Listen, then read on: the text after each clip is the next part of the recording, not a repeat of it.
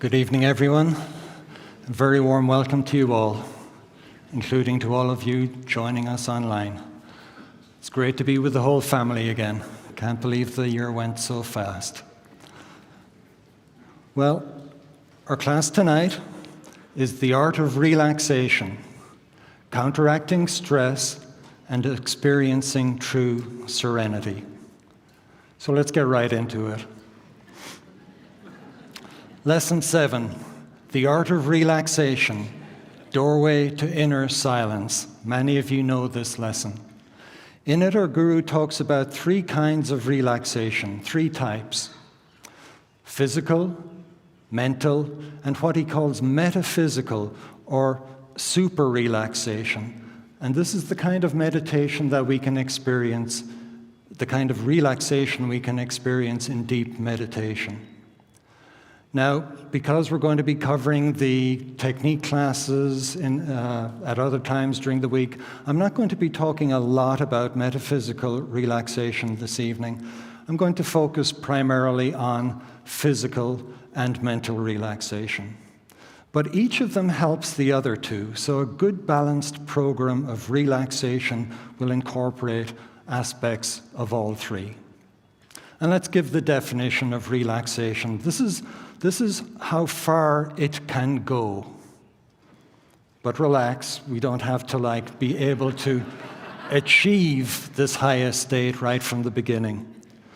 Our guru says, relaxation, as part of the practice of the science of Raja Yoga, signifies conscious withdrawal of life force and consciousness from the objects of the senses. That's already quite an advanced stage. And then from the muscles, and then from the nerve centers, the spine, and ultimately the brain of the physical form. Quite a few years ago, Sri Dayamata, our 3rd president, was working on a project. It was a big project, a lot of deadlines, and was working with some of the monks in her office on this project. And she noticed that one of the monks in particular was getting quite caught up in everything that had to be done to get this project done. And she took him aside and said, "Relax, it's okay, there's time to do it all." And he admitted that, yes, he had been caught up and he was getting excited. It wasn't all bad. He wanted the project to be successful. And he said, "Ma, with so much to be done, I just can't take the time to be relaxed. There's always something to do." And Ma said, many people get the wrong idea about relaxation. You don't have to take a lot of time to try to get a state of relaxation. You can kind of do it in the moment. And Ma too said there were 3 types of relaxation, but she started with what she called superficial relaxation. And she said, many people think relaxation is just something you do after a chore well done or a job well done. Maybe you've mowed the lawn, and then you go outside, you sit in a comfortable chair, you get a cold drink, and you just let out a big sigh, and you feel relaxed. But Ma said, that's not really relaxation, but it's a very good thing. But it's not really relaxation. And then Ma's 2nd category, she lumped physical and mental relaxation together. And she said, people have developed countless ways of staying relaxed more or less in the moment, through deep breathing, through mental commands, things of that nature. And she said, but then there's the highest form of relaxation. And this is the relaxation which we attain in deep meditation. And she said, it's the only true relaxation. And the wonderful benefit of this highest form of relaxation is that it provides a permanent equilibrium in this absolutely uncertain world. So it's a very big topic. You can see it goes all the way from just taking a quick breath, gathering our thoughts, moving forward, to the complete reversal of life force from the senses and up and out of the physical form. Speaking of mental commands, that was one of the things that Ma said we can do to kind of keep ourselves centered. A man goes to the doctor for a very serious health condition. It's touch and go. He's very worried. And the doctor says, "Steve, relax. Everything will be all right. Steve, relax. Everything will be all right. Steve, relax. Everything will be all right." And the man said, "But doctor, my name isn't Steve." and the doctor said, yeah, I know, that's my name. So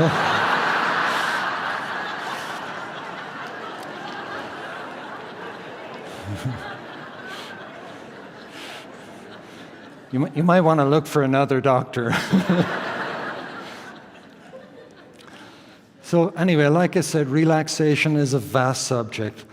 And to make the best use of our time this evening, I'm going to focus on 4 mental attitudes that have been shown in studies to cause an almost instantaneous increase in relaxation and a corresponding reduction in stress.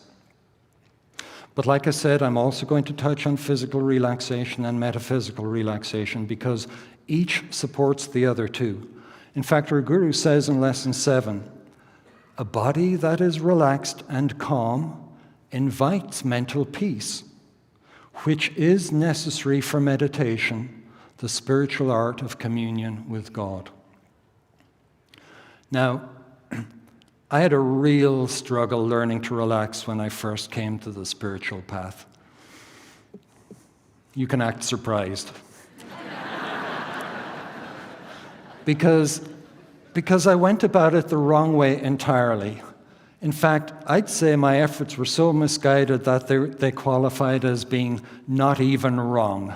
You know that phrase? So bad it's not even wrong. And after quite some time, I finally figured out why I had been struggling so much. It's a bit embarrassing thinking back on it, but I'm going to talk you through it in detail in the hope that it might help some of you that are new to meditation avoid some of the mistakes I made back then. But the lessons I learned then, they don't apply just to meditation. They apply to all activities of daily life. When I first read Autobiography of a Yogi, I was very impatient to learn meditation. So when I received the Hong Sau technique and the SRF lessons, after what seemed like years of waiting, keen observers will already be seeing trouble ahead, I started practicing with real intensity. Unfortunately, I was also practicing with a lot of tension, although I wasn't really aware of this. It's just how I went about things back then. It's probably fair to say that I couldn't even imagine practicing intensely and yet in a relaxed manner. Well, not surprisingly, after some time of this, I had a new problem on my hands. Every time I sat to meditate, I could feel myself physically tense up before I had even started to pray. Yes, I had brilliantly managed to make myself tense every time I sat to meditate, the exact opposite of what I was trying to do. I remember once watching a kids' soccer game. The referee blew the whistle to start, and one of the kids got the ball, and he immediately ran half the length of the field and scored a goal, only to immediately realize he had gone in the wrong direction. And well, of course, his teammates were like shouting at him, "Don't do it, don't do it." And, but he was locked in, and he didn't hear it. And anyway, and I still remember him just like buckle at the knees, put his head in his hands, and let out this wail. I mean, I bet nobody ever let him get it down, let him get away with that. But I was now scoring an own goal at the beginning of not just one meditation, but every one. And I couldn't stop myself. It was sort of like a Groundhog Day situation. It got really old, let me tell you. Now, in the very first lesson, our Guru emphasizes the need to set aside a special place for establishing a meditation temple. He wrote, "As the living room produces conversation consciousness, the bathroom, cleansing consciousness, the bedroom, sleeping consciousness, the kitchen, food consciousness, so also a little place used only for meditation produces silence or peace consciousness." Well, not for me. I had ingeniously contrived a situation where the very act of meditation produced tension. And it was worse than having just one meditation place that brought about tension. I brought that habit with me wherever I went, and just sitting down to meditate brought it on. And I felt the tension, especially in the chest, like I had a big weight sitting here, but also in the shoulders and the neck. It was very uncomfortable. And nothing I tried to reestablish relaxation in my meditations made a lasting difference. And this went on for some time, until I had an opportunity to go on my very first week-long retreat. And this was sometime before I became a monk. And at the beginning of the retreat, I decided that I would deal with this tension habit once and for all. And my plan was to practice right before every meditation this technique is in lesson 7. Master calls it the relaxation technique for consciously inducing physical relaxation and mental calm, so that I could start the meditation relaxed. And then all I had to do was hold on to the relaxation.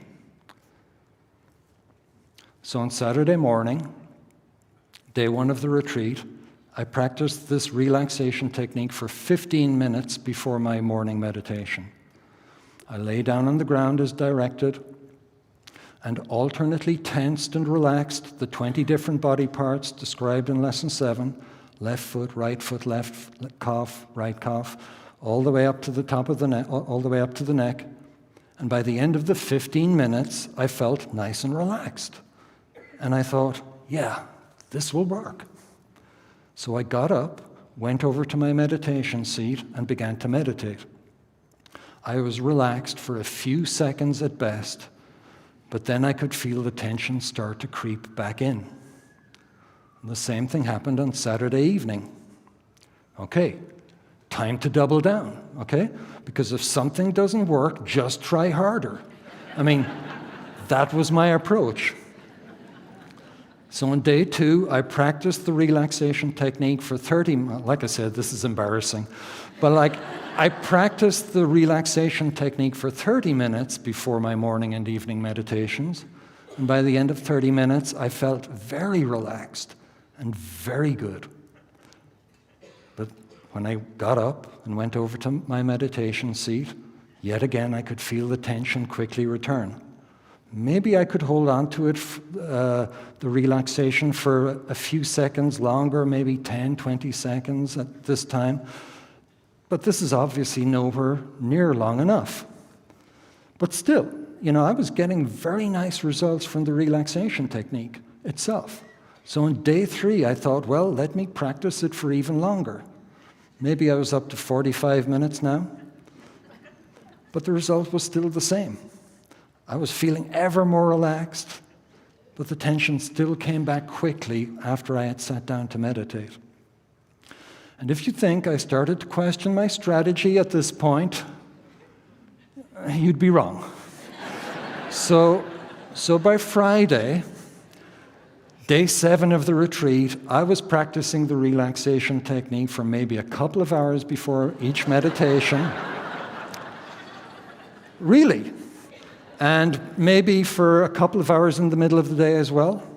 Now, in lesson 7, Master writes that it is possible by this method to withdraw the energy from the muscles and limbs so completely that your body will feel like an inert mass, amorphous as a jellyfish, yet, yeah, that's a good thing, yet renewed and revitalized as never before. Every cell tingling with cosmic life force. And that's exactly what I was feeling. Every cell tingling with cosmic life force. I could not feel my body as a physical weight at all. It felt incredible. And then, in the Friday evening meditation, the breakthrough. I had practiced the relaxation technique as before, but the result was still the same, tension. And in fact, because of the extreme physical and mental relaxation and joy that I had just been experiencing, the tension felt worse than ever. I had done everything I could, and progress seemed to be exactly zero. And at that point, I felt completely beaten. In her book, Only Love, Ma said, "Ultimately, it makes no difference how we are brought to our knees before the Lord, so long as we are before Him." Well, this was my moment, the first big one at any rate. And I mentally said to God and Guru, "There's nothing more I can do. If I'm ever going to beat this, you're going to have to show me how." And instantly, all tension left me, and I found myself in the deepest meditation that I had ever had. I couldn't believe what had just happened, that it could even be possible to go from a state of very high tension to relaxation and interiorization in what seemed like a microsecond. You would think there'd have to be a gradual reduction in tension over some period of time, even if only a few seconds, but no, this was like a light switch going off or on. At least that's how it felt at the time. And I felt as if God and Guru were right there with me. And of course they were, because they always are. We just have to be relaxed enough to be aware of their presence. As Master said in Lesson 7, every follower of the path of self-realization should remember that relaxation is the way to the infinite. And I felt like everything changed for me in my sadhana at that moment. And I also realized then and there why I had developed the tension habit in the first place. I'd been practicing meditation in a very egocentric way. It was all about my meditation and, like my effort. And so it's no wonder I was getting tense, trying to wrestle the body and mind into submission. And as our Guru said in Journey to Self-Realization, the greatest crucifixion of the soul is the crucifixion by the arrogant self-sufficiency of the ego. It's not as if I ever consciously thought, I don't need God's help. After all, I was starting every meditation with a prayer, but that's what it amounted to. I needed to make God a partner in my efforts henceforward. Our Guru said in Scientific Healing Affirmations, God gave you willpower, concentration, faith, reason, and common sense to use when trying to rid yourself of bodily and mental afflictions. You should employ all those powers while simultaneously appealing to Him. As you utter prayers or affirmations, always believe that you are using your own but God-given powers to heal yourself or others. Ask His aid, but realize that you yourself, as His beloved child, are employing His gifts of will, emotion, and reason to solve all difficult problems of life. A balance should be struck between the medieval idea of wholly depending on God and the modern way of sole reliance on the ego. This was one of my first lessons on the importance of surrender, or acceptance, or renunciation, or non-attachment, or letting go, whichever term you prefer. And it also struck me in that moment that surrender is devotion, and devotion is surrender. Sister Gyanamata once wrote a letter to Sri Dayamata in which she listed 4 keys of the spiritual path. And the third is, each day, accept everything as coming to you from God. And as soon as I accepted the reality of my situation and stopped fighting it and surrendered and asked for help, everything changed. And those lessons about surrender, they keep coming, right? And they go deeper and deeper, peeling back layers of the ego until we ourselves have become masters of non-attachment. And we can all remember to turn to God and Guru in times of difficulty. But for most of us, and for most of the time, our days are not so difficult that we are driven to seek God's help. And that's a good thing. So I find it helpful to make a conscious effort every day to practice non-attachment. And we can practice surrender or acceptance as a devotional affirmation. Practicing a devotional affirmation means to repeat the affirmation while putting the attention on the heart center, while the eyes are lifted to the spiritual eye. And it can be enough to just mentally repeat to God, I surrender, trying to really feel as if we mean it. Or we can repeat, whatever works for you. I accept what I am going through. Help me to learn the lesson from it. Continuing with Ma's quote from Only Love. Therefore, never bemoan what happens to you. Never feel defeated by any circumstance of your life. Strive always to think, Lord, I have faith that no trial or experience comes to me without your permission. I know I have within me, through your blessing, the strength to cope with anything that comes. And by the way, repeating a devotional affirmation of surrender is a great way to relax before going to sleep. The fourth key to the spiritual path that Sister Gyanamata listed in her letter to Sri Dayamata was this: at night, give everything back into God's hands. So maybe put away the phone. Not projecting. True story. A relaxation therapist was seeing a client for the first time. He immediately saw the source of the client's stress even as he was walking through the clinic door.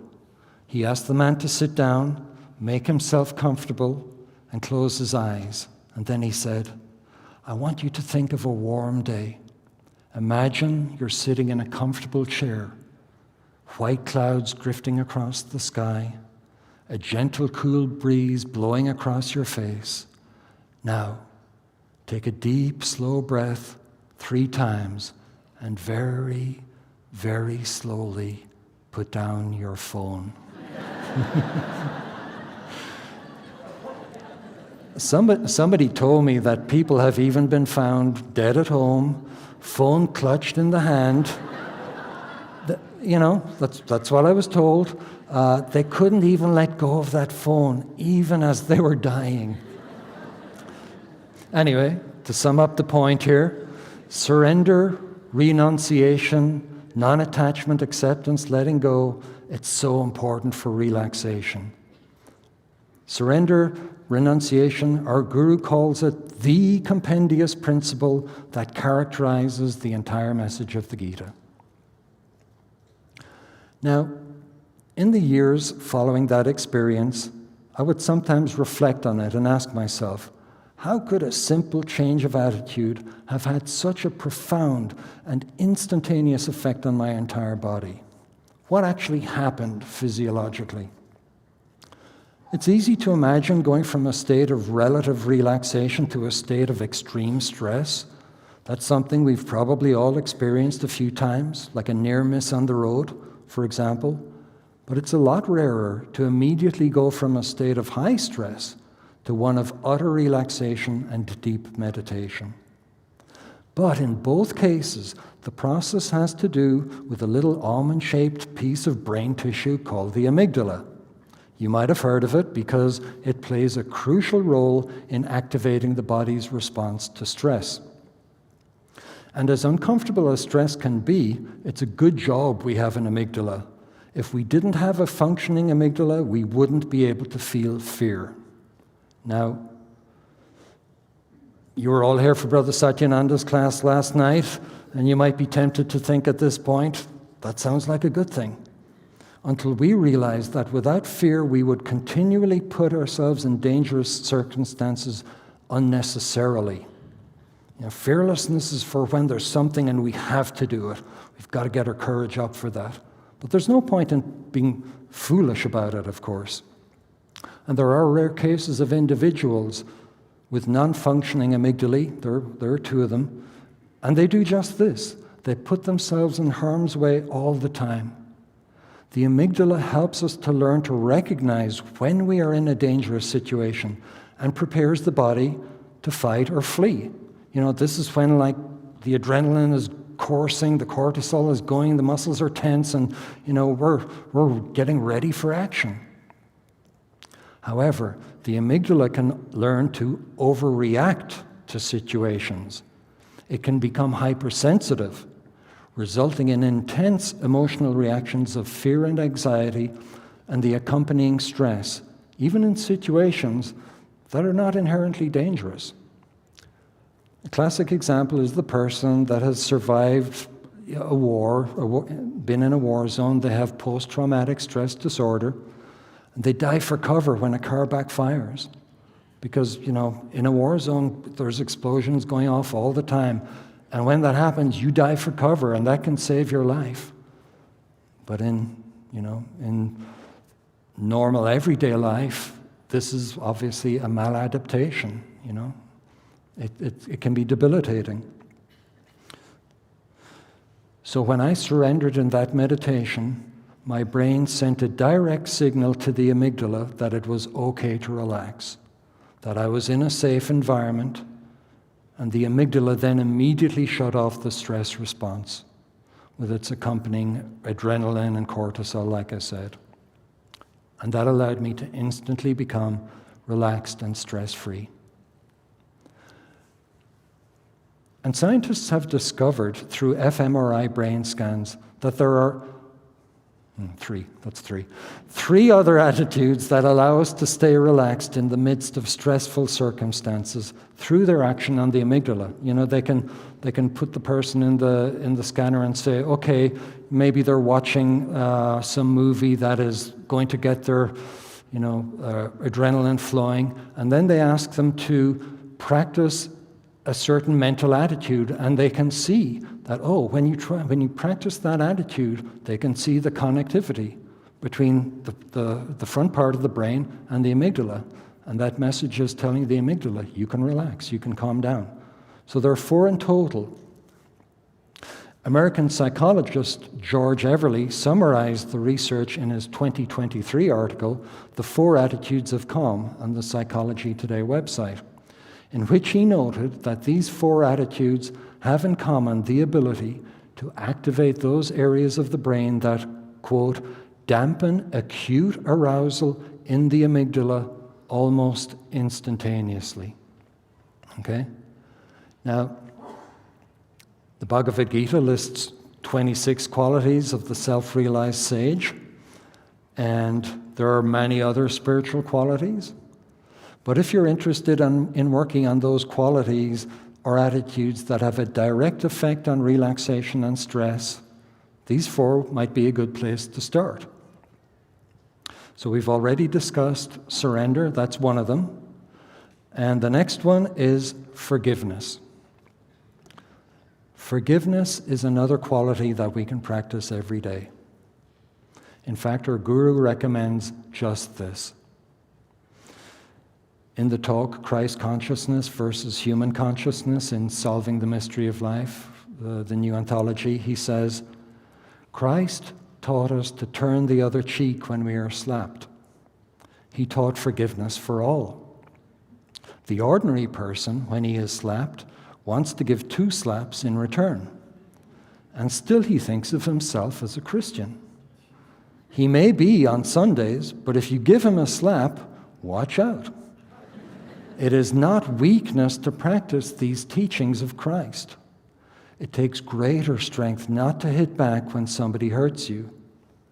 What is the use of mere talk about the transcendental Christ consciousness? Why shouldn't we practice it every day? If you do that, you will find yourself closer to God than ever. And here Master is saying that practicing forgiveness is a way to practice Christ consciousness. So even if on a given day nothing new has happened that we need to forgive, well, there's probably plenty in our past that we haven't quite forgiven that we need to let go of. And it's well worth spending a little time every day trying to do so. And again, just as with surrender, this can be done as a devotional affirmation with the attention on the heart center. Some years ago, I was introspecting about forgiveness, and I thought of someone from my past whom I realized I hadn't quite forgiven. And it's not that they had necessarily done anything wrong, but I was holding on to some resentment about the friendship. So I thought I'd better work on this, and I started affirming, I forgive you. I forgive you. Trying to really feel that emotion. And suddenly I felt this incredible burst of energy go out from the heart center, and I felt I had really managed to let that grievance go. It's interesting how people say of someone that has forgiven another person, that was big of her. And that's actually how it feels when we forgive. We feel bigger afterwards. Life feels bigger. And by contrast, when we don't forgive, we feel small. Life feels shrunken. And then, when we run out of things to forgive, then we can start asking God for forgiveness for what we've done to others. Actually, I think, speaking for myself, the realization that we need to do this happens pretty soon after we start practicing forgiveness of others. Now, the third attitude that has been shown to promote relaxation through calming the amygdala is gratitude. Gratitude, again, can also be practiced as a devotional affirmation. Cicero, the Roman philosopher and statesman, famously stated, "Gratitude is not only the greatest of virtues, but the parent of all others." Robert Emmons is a leading researcher on gratitude, and he suggests that modern culture has almost by default rejected gratitude, simply because millions of people make the choice every day to express ingratitude. Why? He believes it's because abundance has become so commonplace that, quote, "we believe the universe owes us a living." And he says, "We do not want to be beholden. Losing sight of protection, favors, benefits, and blessings renders a person spiritually and morally bankrupt." If we practice surrender, forgiveness, and gratitude, we don't simply become more relaxed, although we do become more relaxed, of course. Just that's how it works physiologically. We find that we're also becoming more humble. Devotion grows stronger. As we think more of God and more of other people, through the practice of these three qualities, there's less room to think about ourselves. Sri Dayamata manifested this humility in the highest degree, and I was fortunate enough to have seen it at first hand. I remember one time in particular, Ma was talking to me, telling me something, but I found it hard to even concentrate on what she was telling me because I was so amazed that the way she was speaking to me, it's like she was talking to my soul. She was making me aware that I was a soul, just as she was. And I thought, she's completely unaware of herself as an ego, of all she's accomplished as Sri Dayamata, that she's, the president of Self-Realization Fellowship. I mean, I just knew that there was nothing of that in her mind when she was talking to me. Humility, it's a word to describe nothing. It's hard to convey what that experience was like. It was just this absence of self-regard. It was amazing. Now, the fourth attitude that can promote relaxation and reduce stress is hope. What is hope? In the research studies we've been drawing from, hope is described as the belief in some form of transcendent reality, that there's something beyond this world. Now, we can practice acceptance, forgiveness, gratitude without necessarily thinking of them in spiritual terms, but hope virtually requires the belief in a soul, that aspect of ourselves that transcends this mundane world. In the talk, the cardinal virtues, faith, hope, and charity, and again, this is in the new book, Solving the Mystery of Life, our Guru describes hope as, quote, a manifestation of soul consciousness. And he says, it is the eternal light held aloft by the soul as man travels the pathway of incarnations to reach God. An affirmation about hope that helps to expand our consciousness is this one from Metaphysical Meditations. I will spread rays of hope in the hearts of the poor and forsaken, and kindle a new strength in the hearts of those who think that they are failures. Now, I have to admit that I prefer to simply affirm, I trust you, God. I trust you, Guruji, simply because for me, I feel that trust is more immediate, although from what I could find, trust is actually an output of the amygdala and not an input. But when I affirm trust, it's a reminder of what we have in the Guru. It's not an effort to develop greater trust in the Guru, it's a reminder of what we have in the Guru. And so I feel, at least for me, that it does affect the amygdala and reduce stress. And hope and trust, they seem to naturally lead to surrender, and we're back at the beginning, as it were. So now we have a circle of 4 mutually reinforcing attitudes that help us relax and instantaneously counteract stress because of the direct connection between what's happening in the brain when we practice those qualities and the amygdala. We calm the amygdala, body and mind calm down as well.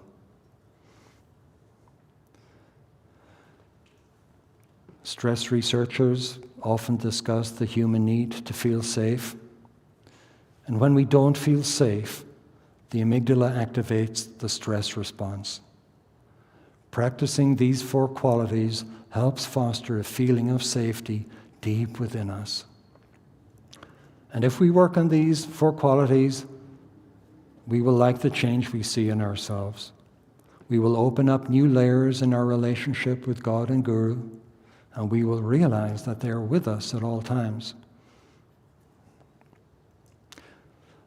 Interestingly, these 4 qualities, surrender, forgiveness, gratitude, and hope, they map more or less neatly onto the 4 parts of the Lord's Prayer from the Gospel of Luke. Think about it. Our Father, which art in heaven, hallowed be thy name. That's praise, but to me that's also gratitude. Thy kingdom come, thy will be done on earth as it is in heaven. Thy will be done on earth, this is surrender. Give us this day our daily bread, and forgive us our debts as we forgive our debtors. Forgiveness. And lead us not into temptation, but deliver us from evil. For thine is the kingdom, the power, and the glory. And for me, this is hope.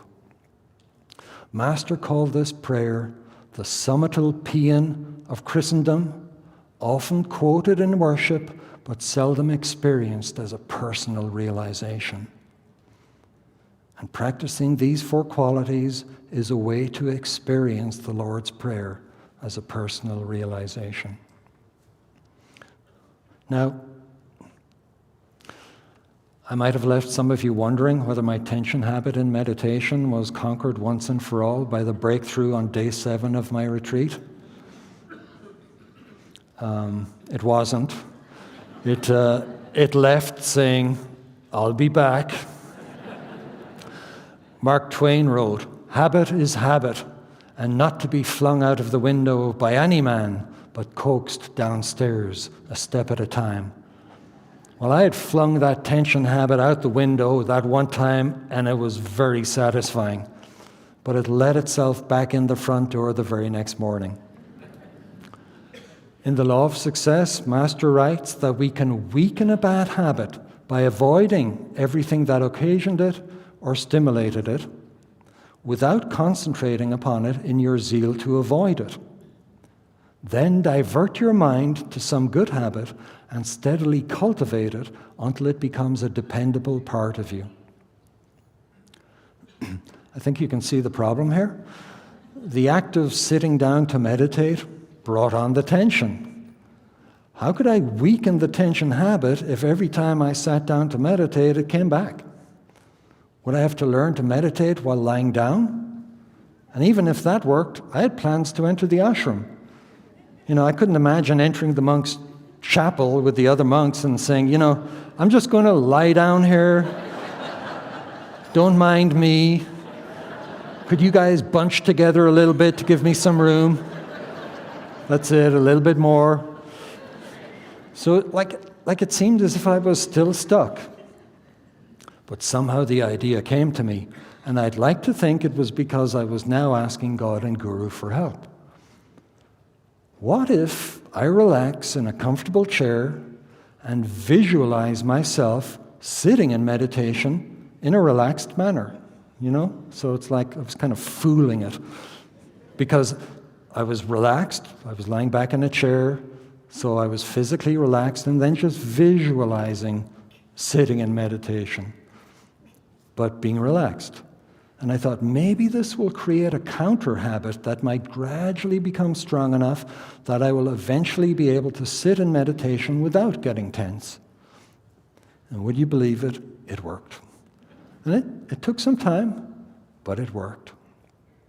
And it was only years later, when I read Charles Duhigg's 2012 book, The Power of Habit, that I realized why my initial plan to practice relaxation before meditation had failed, and why this visualization strategy worked. Duhigg explains in his book that habits actually have three parts: a cue, the habit itself, and the reward, which is the reason that we created the habit in the first place. And he says, once a habit is cued, the brain stops fully participating in decision-making. And again, that can be seen, actually happening.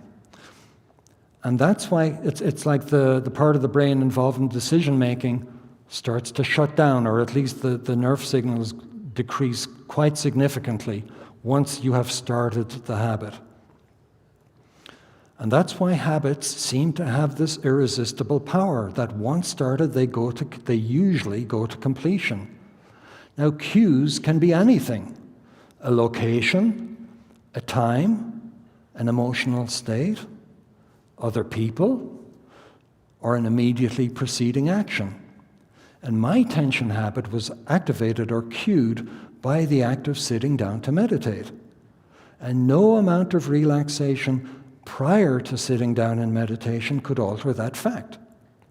And neither could making sure that I enlisted the help of God and Guru, and neither could surrendering. Those were necessary for improving my meditations from that point on, but I was still left with the problem of the cue. How to deal with the automatic nature of habits. Duhigg describes what he calls the golden rule of habit change, which is to keep the same cue and same reward, but to insert a new routine.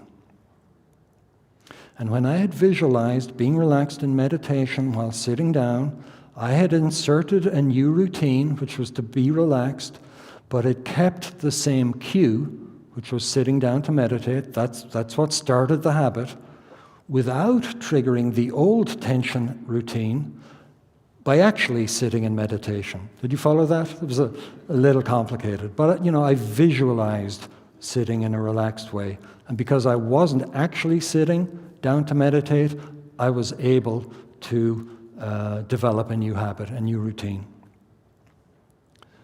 And when I was relaxing on the ground before meditation, I was not developing a new routine for being relaxed in meditation. I was developing the ability to stay relaxed while lying on the ground. Now, that relaxation did transfer to the rest of my day, except to my meditations, that part of the day which had the stronger tension habit associated with it. Duhigg says that this golden rule of habit change is based on the understanding that, quote, a habit cannot be eradicated, it must instead be replaced. And that it has replaced, or that it has influenced treatments for alcoholism, obesity, obsessive-compulsive disorders, and hundreds of other destructive behaviors. Now, our guru says that habits can indeed be eradicated, not just replaced. And this is especially true in deep meditation. But my tension habit virtually precluded the possibility of deep meditation. I had to replace the habit first, and then I could think about eradicating it. So, up to this point, we've been discussing physical and mental relaxation, but for completeness, we should just touch briefly on the third and highest type of relaxation, what our guru refers to as metaphysical relaxation. And he writes, metaphysical relaxation consists of freeing the human consciousness entirely from its ego identification. And as I read this, I'm thinking of that experience I had with Sri Dayamata. She had perfect relaxation. Metaphysical relaxation consists of freeing the human consciousness entirely from its ego identification with the physical body, possessions, name, fame, family, country, the world, and the human race and its habits. It's something to just read this, but to experience it in somebody is amazing. And then Master said, the first step toward metaphysical relaxation is to realize that you are the soul made in the image of God. So even as we begin to meditate, we're tuning in with that reality of who we are as a soul. And then he says, the ultimate stages of metaphysical relaxation are accomplished in deep meditation as you disengage your attention by degrees from consciousness, subconsciousness, superconsciousness, and Christ consciousness, and identify yourself completely with cosmic consciousness.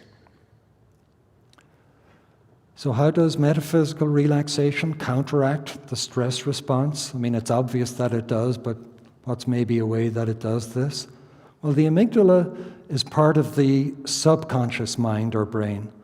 And when energy is withdrawn from the subconsciousness through deep meditation, the amygdala can't fire and the stress response can't be turned on.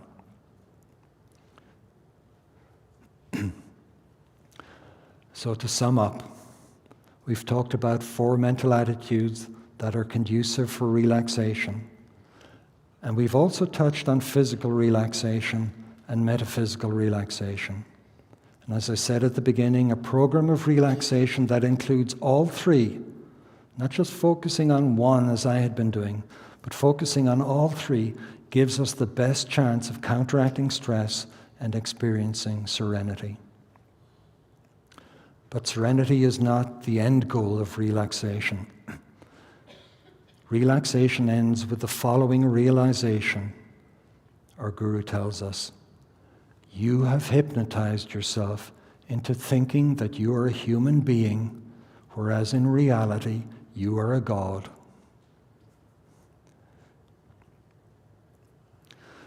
So now, I think let's practice an affirmation together from Scientific Healing Affirmations.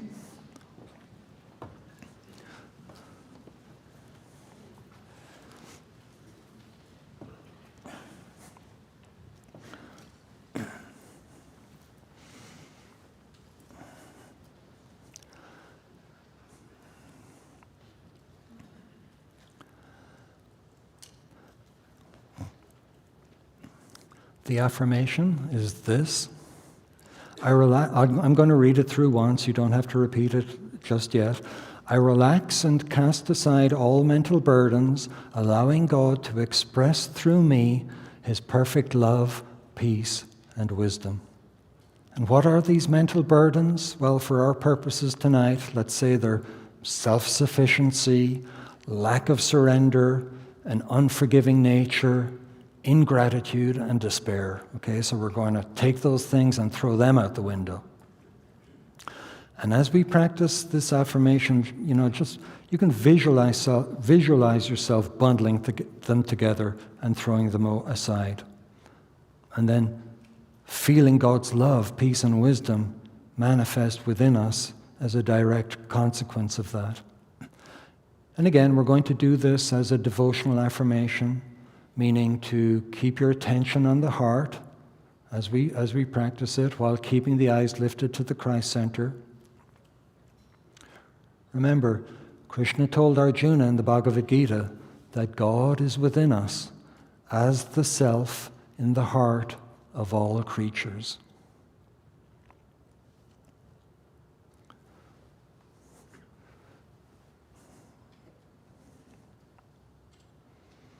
Turn the mind within. Lift the eyes to the Christ center. Keep the attention on the heart. And repeat after me. I relax and cast aside all mental burdens, allowing God to express through me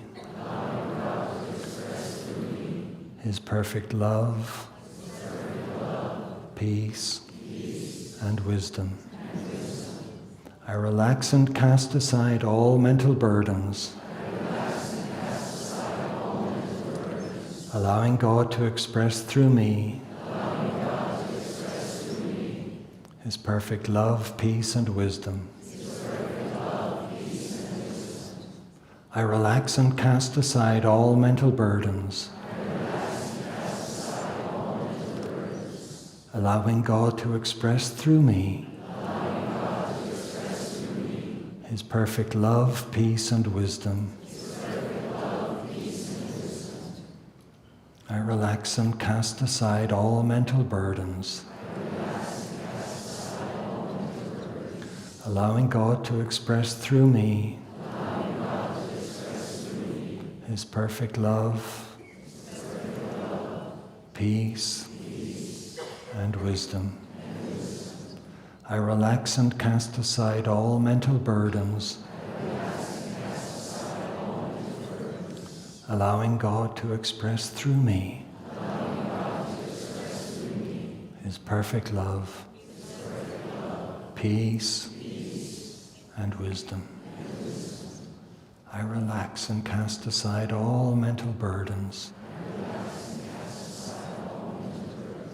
allowing God to express through me His perfect love, peace, and wisdom. I relax and cast aside all mental burdens, allowing God to express through me His perfect love, peace, and wisdom. I relax and cast aside all mental burdens, allowing God to express through me His perfect love, peace, and wisdom. I relax and cast aside all mental burdens, allowing God to express through me His perfect love, peace, and wisdom. Now take the affirmation within for a few minutes.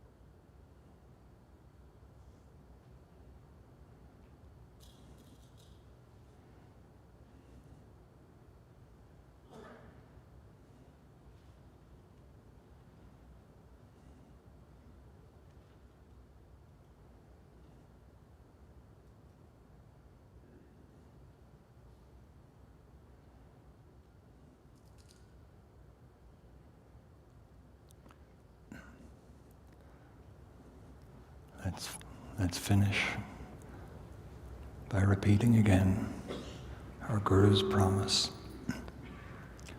Metaphysical relaxation consists in releasing your consciousness from the delusion of duality and in re-identifying it with your real nature, spirit. You have hypnotized yourself into thinking that you are a human being, whereas in reality, you are a God. Om. Peace. Amen.